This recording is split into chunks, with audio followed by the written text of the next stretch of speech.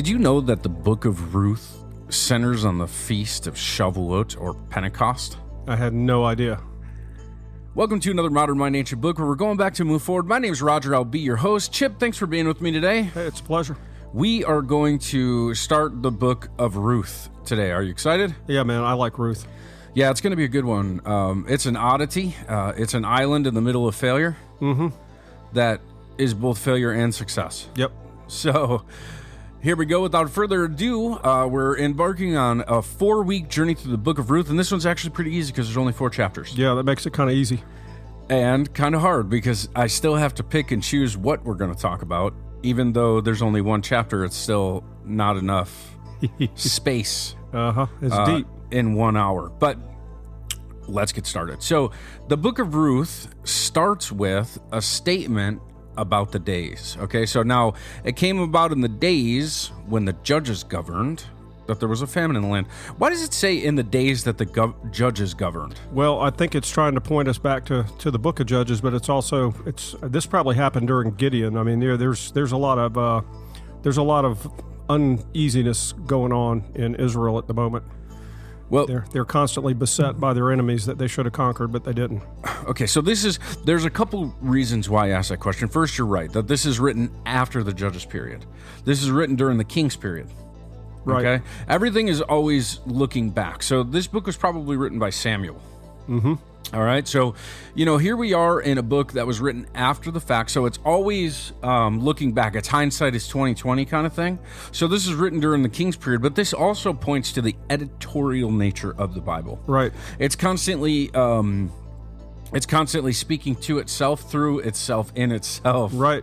Yeah. So, it's just an interesting thing during the time of Judges. So the discerning mind should realize that this was written to a people at a place at a time in history, right? Yep. And that this was written after the fact. So it's just important to note that, because what you're going to get here is it's theology, but it's odd theology for Israel. It is. So not for God, though. Yeah, it's this is historically grounded in Hebrew informed writing, right? So it's about famine, exile, and return. Yep. Now, it has a literary structure, okay? It has movement in it. It has crisis, dialogue, and then the return, all right? So the crisis is famine, death, displacement, right? Yep. And then the dialogue is covenant loyalty revealed. But the covenant loyalty isn't by an Israelite, which is super odd. No, it's really interesting. It's by a Moabite. Yeah. And then, reversal begins, meaning where they were, now they're coming back. Yep.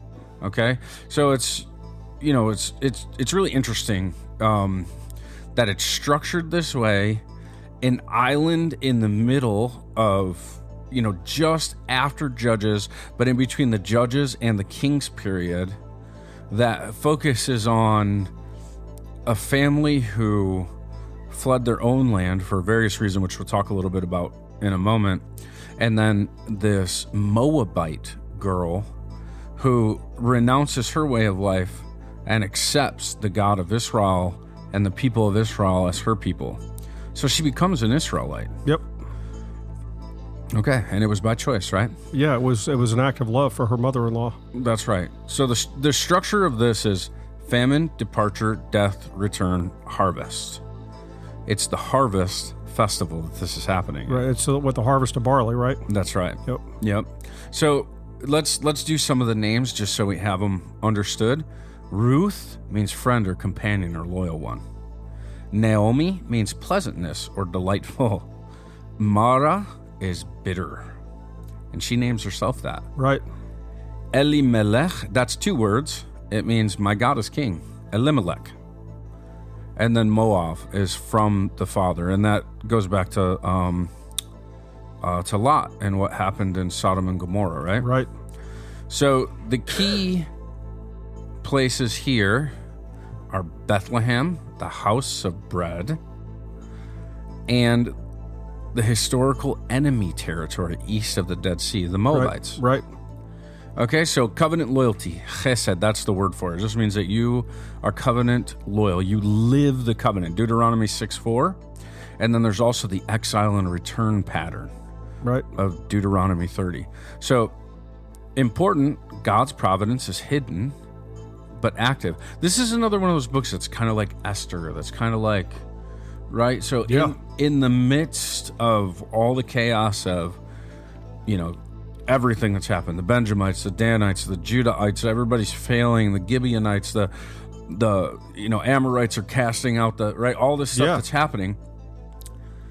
God, however, has a small enclave of people, and they're his, and it's causing, it brings the future. Right. Yeah. He's always working toward the future. Right, and in this case, there's almost like an ark covenant here, or an ark theme. He takes these people out of the one family. Yeah, and this is probably set during the judgeship of Gideon, based on the Midianites and the Amalek. What was there a famine for? Well, it's implied that the famine is not necessarily because the rain didn't fall. It could be because they destroyed the land. Yeah, the land was being basically it was being plundered, and there's no food for the people. But here Ruth is contrasting the anarchy of the time. Yep. Right? So, Christians, so the way that Christians see this is, it's a Gentile, right? It's the people failed to keep the law, and now here's this one that comes, and she's going to bring David, and then from David's line comes Jesus. Right. It's all this focus, right? So what we don't do, though, is we don't develop the people, the characters, and the time frame and the place, and understand that is where the original meaning is. Right. And so that's where we're going to focus tonight. If you are interested in the Protestant commentaries, then by all means read those. It's not like they're wrong by any means, but there's more to it than that. Okay, so the phrase "in the days that the judges ruled," it's not like a neutral time stamp. It invokes tribal instability, right? Moral fragmentation in the absence of a righteous king. Right. This is that development narrative that we talk about. So Christians will talk about it. We say progressive revelation. Right. Right. And we point to the new covenant, or the covenant that Jesus gave us, right? The new Testament is what we call it, but it really means new covenant. That being said, this is also progressive revelation. Right. Because what we had a people who were called out of Egypt. They were brought into the land. They were told, go, be fruitful and conquer, right? Mm-hmm. And then they didn't. Yep. And then, even in this book, you're not going to read about Levites and sacrifices or any of that stuff. So, what are we to think, right? Well, they broke the law. That's the kind of the prevailing thing. But that's not the point of this book at all. Right. The point of this book is that God is bringing about a future through the woman. Mm-hmm. It's all about the seed war, right? So the biggest thing that we can do as faithful believers in Jesus is we can see the covenant framework, and we can identify that God is bringing progressive revelation. We went from a people who had God, the eternal, forever, far away version, right, the transcendent God as their king, but now they need someone who's close. Right. They need an imminent version of a righteous one. Yep. And we know where that's heading. Mm-hmm. And we also know that it has nothing to do with the obedience of the people or the lack of obedience of the people, but God's plan, because the seed war is raging. So from the woman comes the future seed. And in this case, it's pointing toward David. Yeah. Okay, because of the seed war. So that's what this book is all about. Now, what we have here is a crisis, okay? Because at the house of bread, Bethlehem, there's a famine. Yeah. Okay? Yeah, there's a famine because the Midianites and the Amalekites are coming across with the kings of the east and parking their people in the middle of Israel and taking what they want. Yeah. And not leaving enough for everybody else. The discerning reader has to read this and understand that it's because, well, the people did not take the land. Right. They did not cast out the enemies. Exactly they did not do what they were supposed to do. And then God said, well, it doesn't matter anymore because now I'm just not going to do it for you. Yeah. Right? But I don't think there was ever any plan for him to do it for them anyways, because from the very beginning, both Moses and Joshua were saying, you're not going to do it. Right. And they didn't. And they didn't. Yep. So it was always looking toward this developmental period, which is looking now toward an earthly king who is of God's line. Right. The called out ones who will change the earth, who will lead according to righteousness. Even though the people won't receive it, and we're going to see in the later books that it's not about a man. No, it's not. It's not about a man. Right. It's not about a man king. Yeah. Right? So it's interesting to note that story starts here. So as the story is developing, this is the part, okay?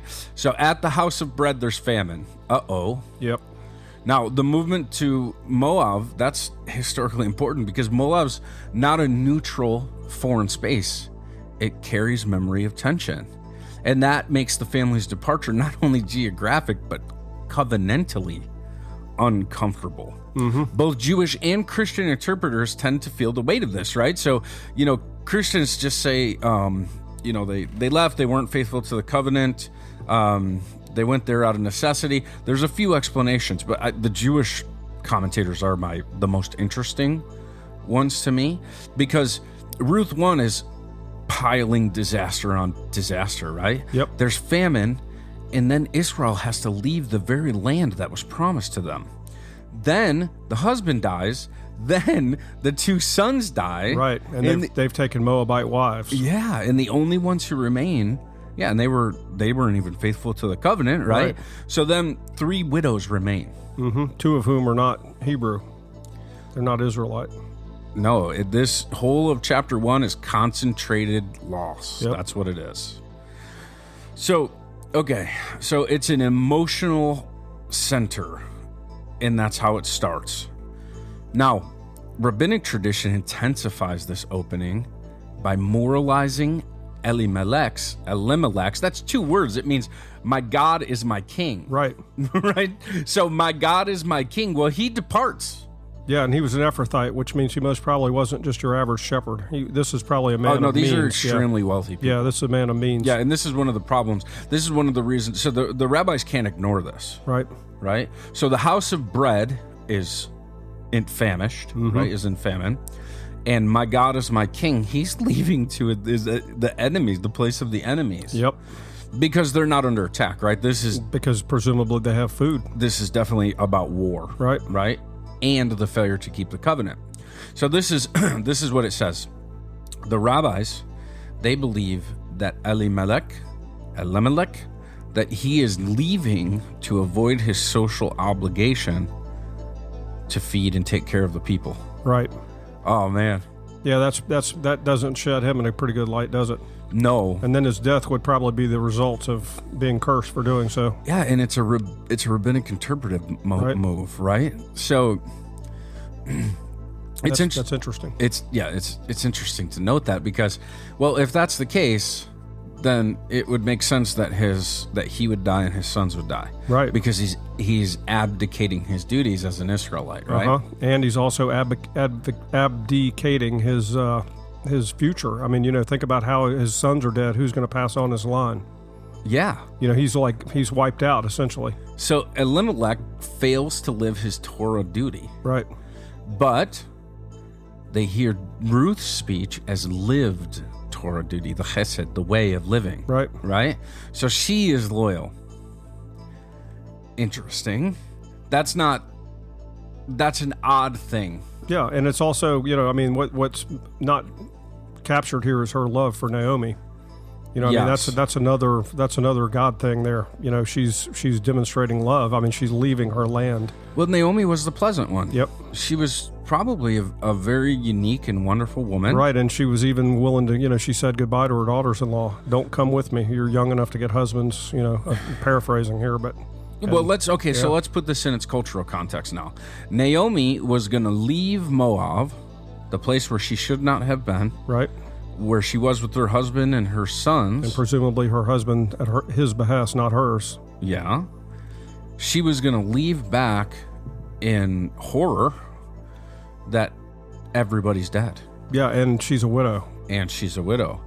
And she has no, like, she doesn't have any way to take care of herself. She's coming back in shame. Yep.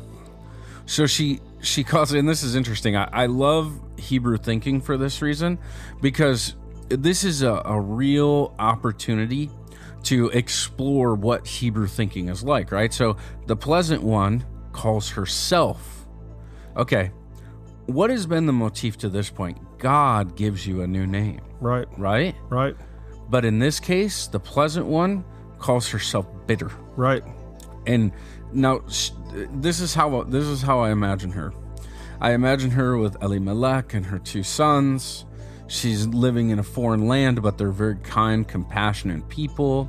She bakes bread, you know. Marries into the local clan. Yeah, she's well loved by the people around them.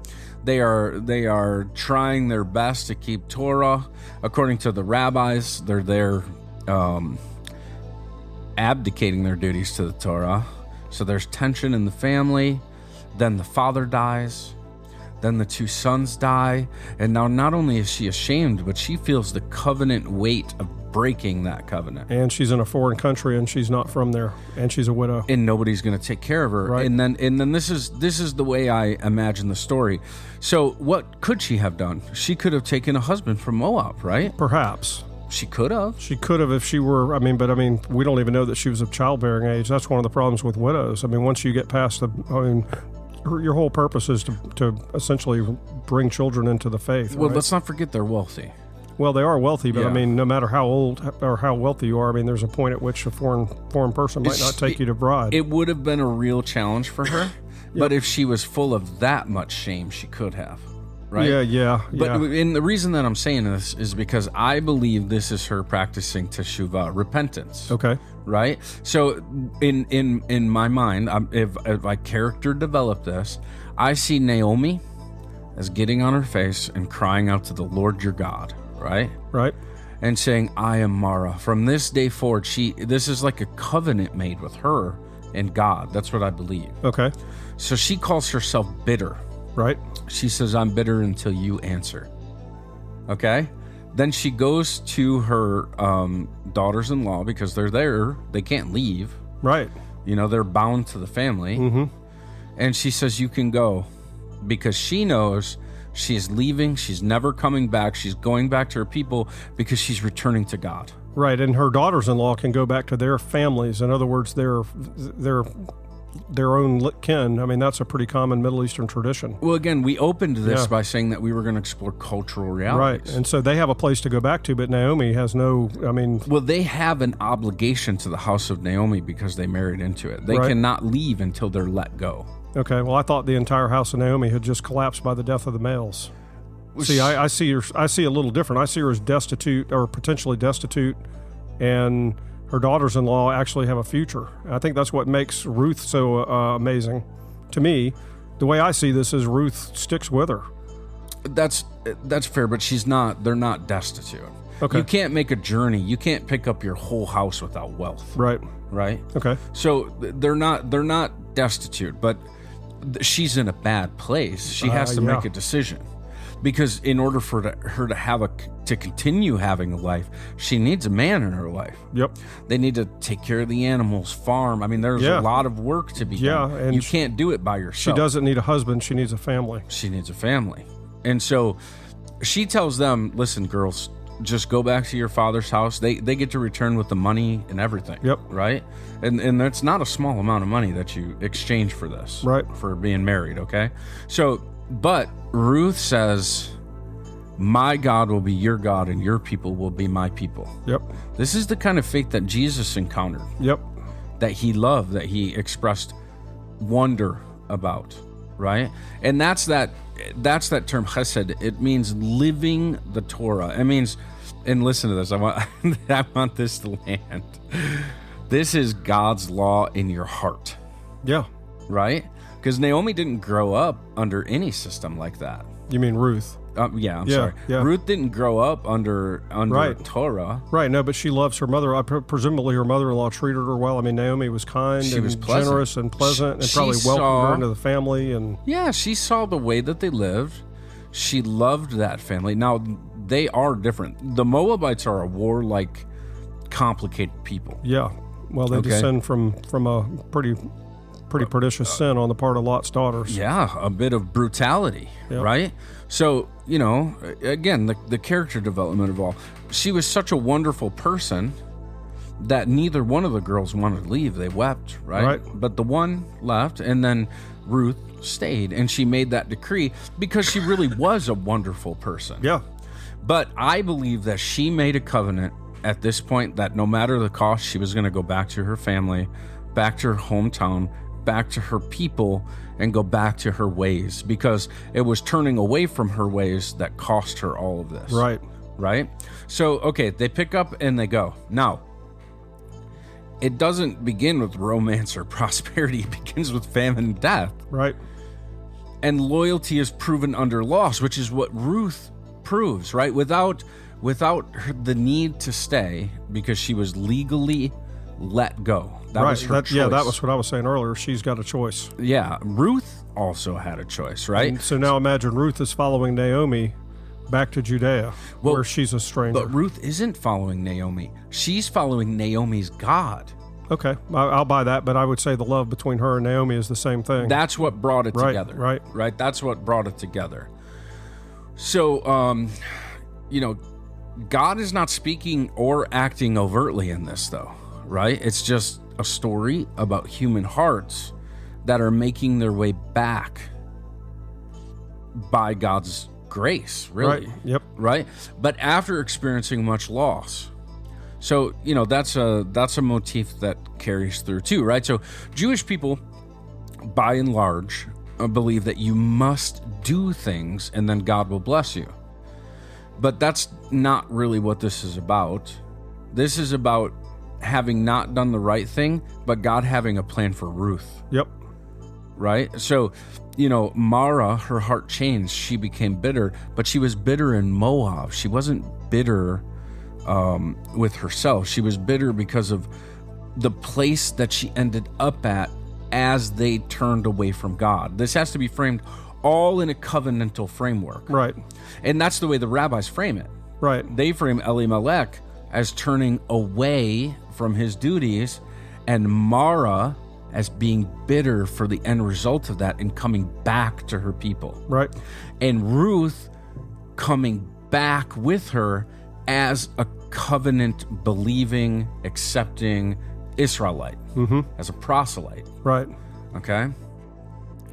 Now, there's an exile pattern here. Homeland deprivation. Right. Right? Yeah. So they were taken out of the land, and during that time, humbled with loss and displacement, but then restored. Right. So it's the same story that we continue to hear. And us Christians would do well to understand that this is a repeating theme. That Israel, I promise you, is coming back into covenant with God again. It is going to happen. Because it happens repeatedly over and over and over again. Not because Israel is some special group of people, but because God chose them to be a special group of people. Yep. But it'll be a remnant of Israel. It Of course. won't be all of them. Well, it depends on how you define Israel. Well, because that's true too. I define Israel as millions upon millions. It's the sand of the seashore. Right. It's those who struggle with God that God chose and called, right? So, like I said, for modern Mind Ancient Book, for me and my theology, God doesn't just pick a DNA type. Yeah, that's what I was trying to say. Okay, that's fair. But what he does is he makes a people that were not a people. Yeah. Right? Yeah. Yeah, he's taking out of this place, in this case, out of the Moabites, Right. but in my case, out of the United States, a human being, and saying, now you're mine. Yep. And now you're part of my kingdom, and your king is Jesus. Yep. Thank God. In this case, the king who is coming, David, right? Yep. Okay. So, this is very important. When they come back and they meet this kinsman redeemer fellow, Boaz, right? Mm-hmm. He is a good man. And what does he do? Well, he keeps Torah. Yeah, he does. You know? He certainly does. So this is awesome. So, okay. So let's focus on Ruth a little bit. And they lifted up their voices and wept again, and Orpah kissed her mother-in-law, but Ruth, she clung to her. Then she said, behold, your sister-in-law has gone back to her people and her gods. You see the covenant? Yep, sure do. Framework? Mm-hmm. Return after your sister-in-law. But Ruth said, do not urge me to leave you or turn back from following you. Where you go, I go, and where you lodge, I lodge. Your people shall be my people, and your God, my God. She proclaimed a covenant statement. Yeah. She is now an Israelite, and she's come under Israelite governance. She is now governed by God. God is her king now. Right. That's what she proclaimed. Yeah, and see, and I'm saying it's all in the love. That's the whole thing between Ruth and Naomi. That is God. That is a sacrificial love right there. You're going to leave your people and go into the unknown as a Moabite woman and going into Judea. Where you die, I will die, and there I will be buried. Thus may the Lord do to me and worse, if anything but death parts you and me. Mm-hmm. She loved Mara, and she wanted to see her best, right? Yep. And she did not want to go back to her people, which is an amazing statement. It's somebody who was changed from the inside by the love and experience of being with somebody who loved God. That's exactly right. That's the way I see it too. That's what happened. Yep. Because, listen, I can tell you this, having the experiences I've had in the Jewish world, when these folks are faithful, they have very, very good families, and they're very kind people. It's a form of righteousness that is attractive. Yeah, I totally agree. It's a good-natured religion. Can't argue with that. But the cement in this family scenario to me comes back to love, which is God. Yeah. You know, that's like the pure that's pure God right there. You know, that's the way I see it anyway. Ruth going back with Naomi, she's going into terra incognita. I can't even imagine what the Moabites might have thought about Judah. You know, I mean, think about all the tension between them for the whole period of Joshua and, you know, the first part of the Judges with Deborah. Well, see, I mean, there's a lot of that's why I mean, you're hitting the nail on the head of what I'm saying. That this is why this book is such an interesting thing, because Elimelech and Naomi, they should have never went there. No, they shouldn't have. Right? If they had the means to transport all of their stuff without having any other means, they had food, they had resources, right? And then they left that and they went to Moab.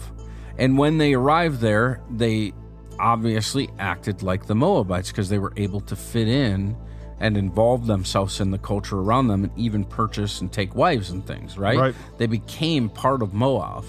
Now, on the way back, she is despising herself, her life, her people, and she's doing the exact same thing that Elimelech did. But she's doing it on behalf of the God of Israel. Yep. Where he did it on behalf of salvation for his family. Right. It's the greater faithfulness. And it plays itself out in this in just amazing ways. So it's not just love, it's a life lived in Torah. Well, it's okay. I'm not going to debate. It's the same thing. It is the same thing. That's You're not what wrong. I'm saying. It's the same thing. I mean, the core. I have a different opinion on the entire dynamic, but I can't prove it or disprove it. But it's love. It's what it comes down to. And I think that Naomi was so bitter. What a bad move. She lost her husband and her 2 sons. She must have loved her sons. Yeah, she loved the daughters-in-law. I mean, who doesn't? You know what I mean? It seems to me they had a really good family, and she lost it all, and she shouldn't have gone. But I bet you I could see her arguing with Elimelech. We're not going to Moab if you lost your mind. And went anyway. Yeah, pack the donkeys. We're headed out. Because she was obedient to her husband. Right. Yeah, right. That's the character development part of it. So she was bitter because of breaking the covenant, leaving the land, becoming losing her family, right? And then now she's making her desires to return back and restore herself and to find a way to make things work. And when they go back, she's not that broken, right? She's looking for a way to bring things back to God, to make her family line matter again. And in Israel at this time, not having sons is a really, really big deal. Yeah, it's huge. Not having heirs is a really, really big deal.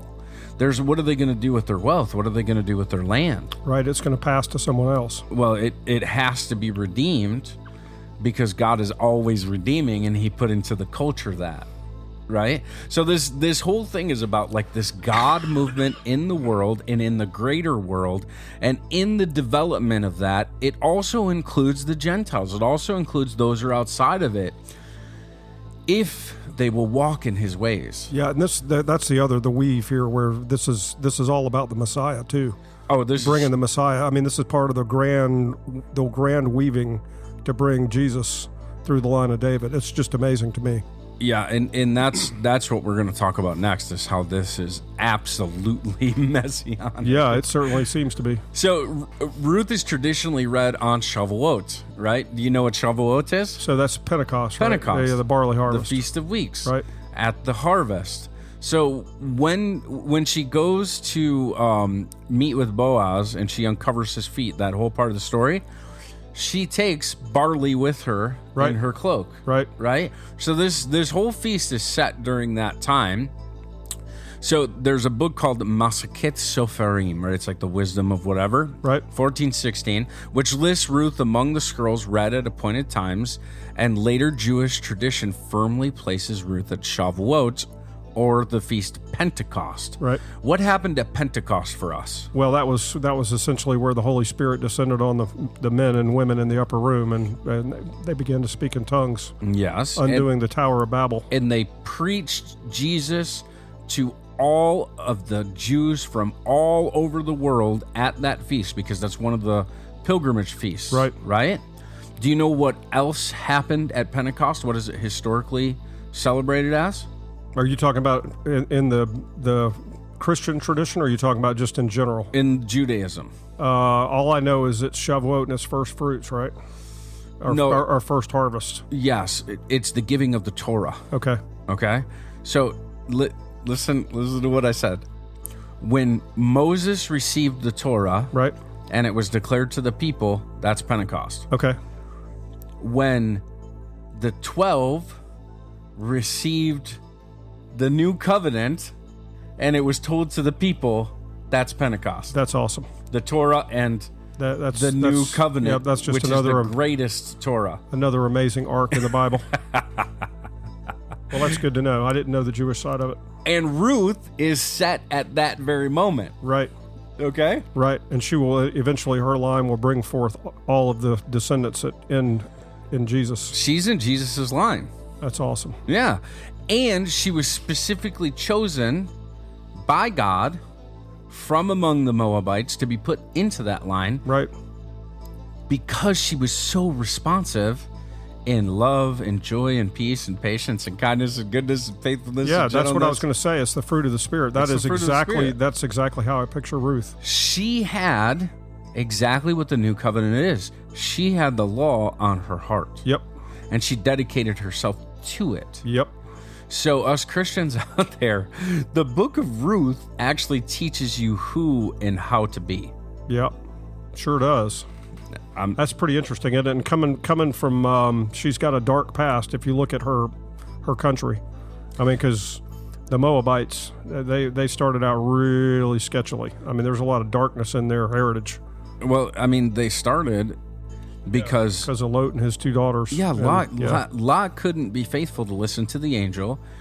He was told to go away, right? And then he said, well, I'll go to that city. And they said, go to that city. But then he didn't go to that city. He went to a cave. Yeah. Then when everything went down, his daughters were so morally compromised. Right. Well, they grew up in Sodom. What do you expect? But also, and this is the interesting thing about that story, and we didn't have time to spend time on it because Genesis is such a big book. Right. But it's a weird mixture of knowing the difference between right and wrong. right? It's the wrong tree because they knew that they had to be fruitful and multiply, but they did it the wrong way. Yeah, exactly. Right? Yeah. So it's the wrong tree. That whole thing is an image of the tree of the knowledge of good and evil, not of life. Right, and so follow it down to Ruth. Ruth is essentially in their bloodline. Yes. In other words, she comes from God the wrong. God is redeeming Lot right now. Exactly.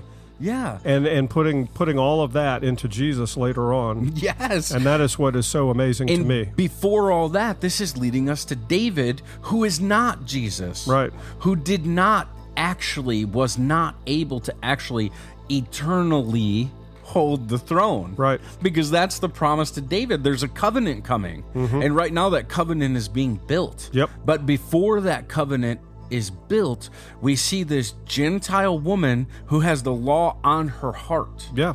And who is being brought into covenant. And that leads us to the eternal promise to David, which comes through her and to her much, much later in Jesus. Yep. God is amazing. It's all this crazy story. Okay, so, Shavuot or Tabernacle, or I'm sorry, not Tabernacles, Pentecost, the Feast of Weeks, because it's 50 weeks after Passover. That's right. Is associated with the giving of the Torah at Sinai. And Ruth mirrors that through her personal covenantal commitment. Do you hear that, Christians? A personal covenantal commitment. Now, imagine this. Jesus said, if you love me, you'll keep my commandments. Right. Am I saying practice Torah? Not like you think I am. What I'm saying is Jesus had a purified Judaism, and that's what he expects and wants from you. And Ruth is doing it. Yeah. So if you want to know what Jesus' covenant is, it's Ruth right now. It's not about sacrifice. It's about the heart that is inclined toward God with all of its being. Yeah, my take on that is before she crossed the Jordan back into Judah, she was already demonstrating this. Yes. I mean, she 1,000%. clung to Naomi in Moab. She was redeemed before she began to practice. Yep. Which is the new covenant. And the kinsman redeemer actually is redeeming Naomi later on, right? I mean, if you look at the technicality of it. That's right. Ruth doesn't need redemption. She's got God. I mean, you know what I mean? Boaz is not redeeming Ruth later on, I don't believe. I think he's redeeming Naomi, by allowing her to her line, the line of her husband to continue, if that makes any sense. Well, it's Naomi and Lot. It's all of the world. He's the God of everything, of all people. Yep. There's nobody that's not in covenant with him. Either you will be judged or you will be covered over. Either you're passed over or you judged. It's one or the other. But you, every single person on the face of this earth, belongs to God because God made all. Yep. Okay. Now, Ruth belongs in Pentecost because the wisdom of God, which we call the Torah, is not merely commanded on stone. This is Jewish theology. I want you to hear this. It's meant to become hesed, loyal kindness, mercy, covenant faithfulness, embodied in life, flowing from the inside out. Ruth shows living for the wisdom of God by her loyalty to Naomi, care for the vulnerable. She's a widow, right? Yep. Orphans and widows. Her gleaning ethics, meaning she goes about the outside of the field to pick up does no more than she can. She does what she's allowed. Right. And then her faithful integration into the people of faith. One new man. Yep. This is what Naomi is. Yep. She is there to teach us what it is to do this. Yep. To walk it out. To walk it out. The rabbis discuss this. So they use Ruth because she's a paradigm, right? She's an outsider who comes under the God of Israel. Her story becomes important for thinking about conversion, covenant belonging, and the interpretation of Israel's law concerning the Moabites. In the Talmud, it discusses this, where the sages argue that the exclusion in Deuteronomy applies only to males, not to females. So there's all this stuff, and it talks about oral law, and it talks about how, God can only do this according to the ways that the rabbis imagine it. But I have a different thing, because Rabbi Jesus interprets this for me. Yeah, and I mean, these rabbis here are probably counting angels on the head of a pin. How many angels will fit? I mean, this is a little bit, I don't know. It's like they're trying to force God into a box. It's not different here from the church, though, because we have this half-truth and then all these mixed-up things. Right. The rabbis have this half-truth and all this mixed-up thing. They're not wrong. It is about what inside flowing out, the wisdom of God. It is not just written on stone, but on the heart. Exactly. And that's part of the theology. So where it is wrong, though, is the assumption that you have to fear God and that he brings judgment. Because he didn't. He just said, if you don't go and do exactly as you're supposed to, there are consequences that follow, because your enemies will always be there to harm you. Right? Yeah, and to pull you away from me. And to pull you away. And that's the biggest deal, right? Is the lack of covenant faithfulness that results from not totally cleansing all of the bad out. Uh-huh. And it was going to be that way. Yeah. Not for everybody, but for most of them. No, because you have this little enclave in here, and it turns out it's this person who converted into it. Yeah. Right? Yeah. During Pentecost. Mm-hmm. She received the greater law before the greater law was even given. Yeah, see, that's actually so cool. And she came into covenant with God's people and became the one new man. Yep. So for me, this is all about Jesus. All about Jesus. And I don't believe that Elimelech forgoed his obligations. I think God drew him there so that he could bring Naomi here. Well, that was God's plan, but I'll bet you Elimelech, if you could get into his mind, he's trying to take care of his family. 1,000%. He is acting out of love, and he's like, I got to watch my kids, I got to watch my sons, and we're going over here until there's food that we can eat. Well, that's why the Judeans crucified Jesus, right? Yeah. It was for political expediency to protect the nation from a king who would cause problem for a person claiming to be king who would eventually rile up the Romans. And I'm really looking forward to getting down the road to the Sadducees. Yeah. I mean, that's like a mafia outfit, brother. Oh, there's a whole... I'm not talking about the Jews. I'm not talking about the Pharisees. I'm talking about the Sadducees. No, that's why, listen, I specifically said Judeans. Yep. Religious authorities, okay? Yep. So, okay. But sometimes our best desire leads to death. There's a way that seems right to a man that leads to death. So how do you mitigate that? You become prayerful and you become Bible knowledgeable. Yep. Right? Then you can go to the tree of life because you're constantly being bombarded by the wisdom of God deep inside of you, and you're prayerful to bring that about in a fruitful way. And it changes you. And you're not focused on politics, you're focused on the one true king. And pretty soon, like Ruth, it's in your heart. That's right. And that's what you want. That's what you want. So, okay.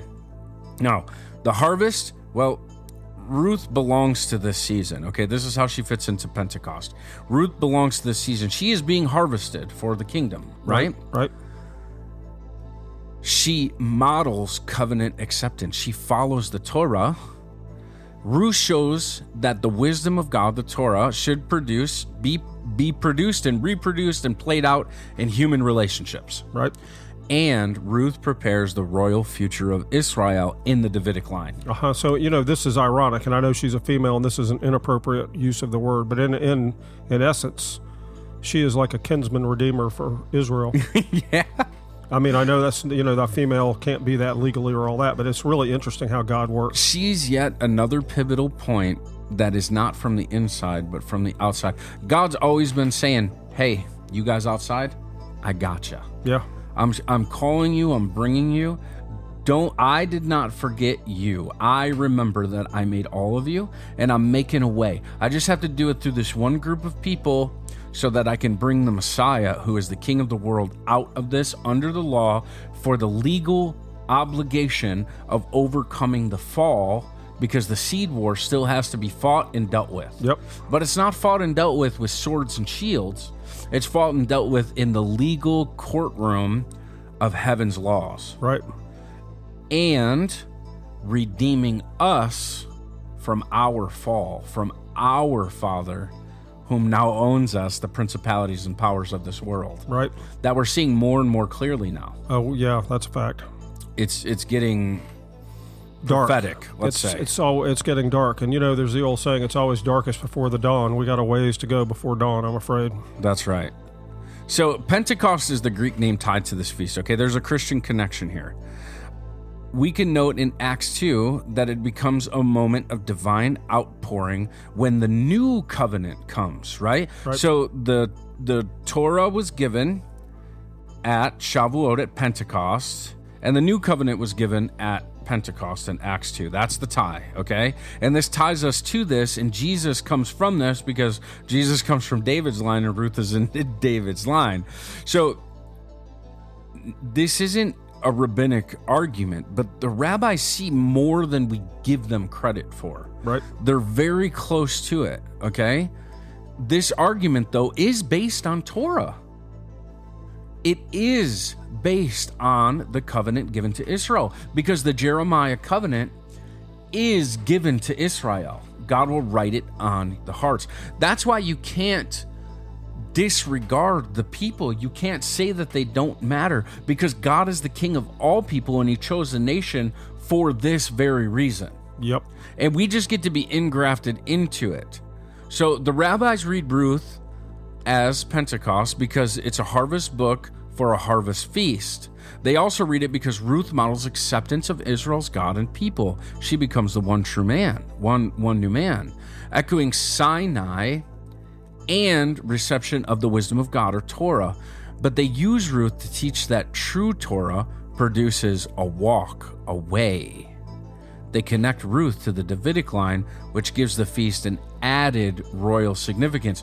This is the becoming for the need for a king. Right. But the Davidic line cannot solve the problem. Well, that's the thing. They don't see the whole plan.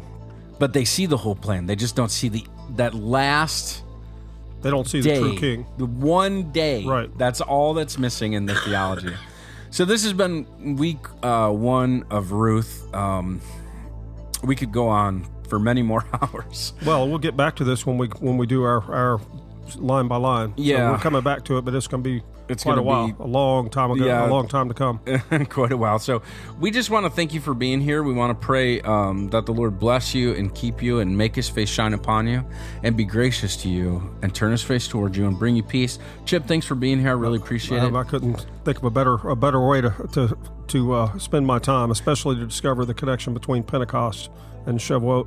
So Naomi returned, and with her Ruth the Moabite, her daughter-in-law, who returned from the land of Moab.